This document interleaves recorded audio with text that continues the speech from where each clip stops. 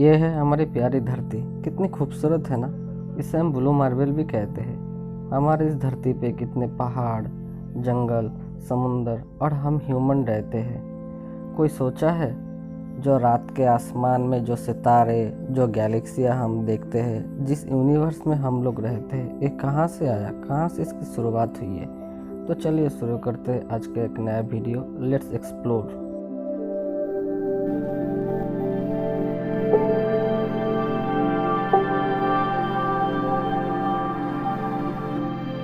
हमारा यूनिवर्स इतना विशाल है, आप कल्पना भी नहीं कर सकते, क्योंकि यूनिवर्स हर टाइम एक्सपैंड हो रहा है। साइंटिस्ट ये भी सोचते हैं हमारा यूनिवर्स इन्फिनिट है। फिर आइंस्टाइन का थ्योरी ऑफ रिलेटिविटी ने हमें दिया ग्रेविटी, जो आगे जाके हमें यूनिवर्स को समझने के लिए हेल्प करेगा। फिर उसके बाद और भी एडवांस टेक्नोलॉजी, जैसे कि हबल स्पेस टेलीस्कोप ने हमें बिग बैंग का ढेरों सबूत दिखाया और इतना बड़ा यूनिवर्स। फिर एडविन हबल ने कहा, उन्होंने अपने एक्सप्लोरेशन में देखा यूनिवर्स की सारी गैलेक्सी एक दूसरे से दूर जा रहे हैं। फिर 1964 में बिग बैंग का बड़ा सबूत कॉस्मिक माइक्रो बैकग्राउंड रेडिएशन में देखा। बिग बैंग जब हुआ था यूनिवर्स एक्सट्रीमली हॉट था। कॉस्मिक माइक्रो बैकग्राउंड रेडिएशन होता है पहला लाइट का ठंडा अपशे जो यूनिवर्स की हर जगह ट्रैवल करता है। इससे हम टेलीस्कोप से किसी भी दूरी तक देखा जा सकता है। इसे साइंटिस्ट बिग बैंग का शॉकवेव भी मानते हैं, जिससे पता चलता है बिग बैंग सच में हुआ था। लाइट को हम जितना दूरी तक देख सकते हैं, इसे ऑब्जर्वेबल यूनिवर्स कहते हैं। इससे आगे हम ह्यूमन नहीं देख सकते। हमारा observable universe 93 billion light year तक है और ये हर टाइम एक्सपैंड हो रहा है। लाइट ईयर क्या होता है, ये समझने के लिए लाइट एक सेकंड में करीब 3 लाख किलोमीटर पर घंटे 671 million kilometre per year 9.5 trillion kilometre travel करता है और लाइट का स्पीड ब्रह्मांड में सबसे तेज़ ऑब्जेक्ट है। हम ह्यूमन ऑब्जर्वेबल यूनिवर्स को लाइट के स्पीड में ट्रैवल करना चाहते हैं तो हमें 93 बिलियन ईयर लगेगा। इतना दूरी ह्यूमन लाइफ में पॉसिबल नहीं है, फिर भी मान लेते हैं इतना दूरी तय भी कर ली है। देखेंगे यूनिवर्स और फैल गया, क्योंकि यूनिवर्स अभी भी एक्सपैंड हो रहा है। यूनिवर्स एक आइसोटॉपिक है, मतलब यूनिवर्स की किनारे की दूरी हर दिशा में लगभग समान ही है। ऊपर नीचे दाएं बाएं हर तरफ समान ही है। हमारा धरती पे जितने रेत के दाने नहीं है, उससे भी ज़्यादा हमारे यूनिवर्स में तारे हैं और 2 ट्रिलियन से भी ज़्यादा गैलेक्सी है। और हम ह्यूमन और हमारा धरती यूनिवर्स में रेत के दाने के भी बराबर नहीं है। ऐसा हम कह सकते हैं हमारा यूनिवर्स इन्फिनिट है, जिसका कोई अंत नहीं। एक मैथमेटिशियन एस्ट्रोनॉमर्स जॉर्जेस लेमेत्रे साल 1927 में आइंस्टाइन का जनरल रिलेटिविटी पर फ्रीडमैन लेमेत्रे रॉबर्टसन वाल्कन नामक एक आर्टिकल पब्लिश किया। इसके अनुसार ब्रह्मांड एक एटम जितना साइज में समाया हुआ था।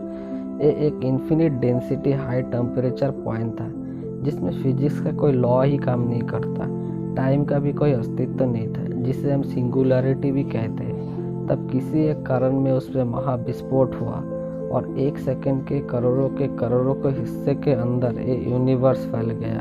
तब टाइम भी अस्तित्व में आया। इस समय को हम कहते हैं प्लैंक टाइम। इसे कहते हैं द बिग बैंग थ्योरी। तब यूनिवर्स प्लाज्मा अवस्था में था। इस टाइम तक टेम्परेचर इतना हाई था कोई एनर्जी का पार्टिकल मूव भी नहीं कर सकता था।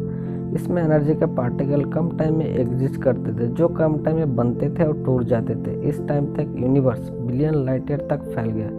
तब मैटर और एंटी मैटर के क्लास में मैटर के पार्टिकल रह गए, जिसमें यूनिवर्स का हर वो चीज़ बनने वाला था और एंटी मैटर आज एग्जिस्ट ही नहीं करते। तब यूनिवर्स के नेचुरल फोर्सेस का जन्म हुआ, जिससे हम कहते हैं the strong nuclear force, weak nuclear force, electromagnetism force और ग्रेविटी, जिसे आज हम कहते हैं द फंडामेंटल फोर्सेस। तब यूनिवर्स में कोई लाइट नहीं था, क्योंकि कोई पार्टिकल नहीं बना था, क्योंकि hydrogen gas visible light particle को मूव होने नहीं देता था।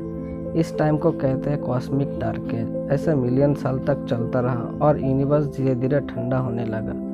फिर उसमें इलेक्ट्रॉन, प्रोटॉन और न्यूट्रॉन बनने लगे। प्रोटॉन और न्यूट्रॉन के पार्टिकल ग्रेविटी के कारण एक साथ मिलने से हाइड्रोजन मिला और हाइड्रोजन के पार्टिकल एक साथ मिलने से हीलियम मिला।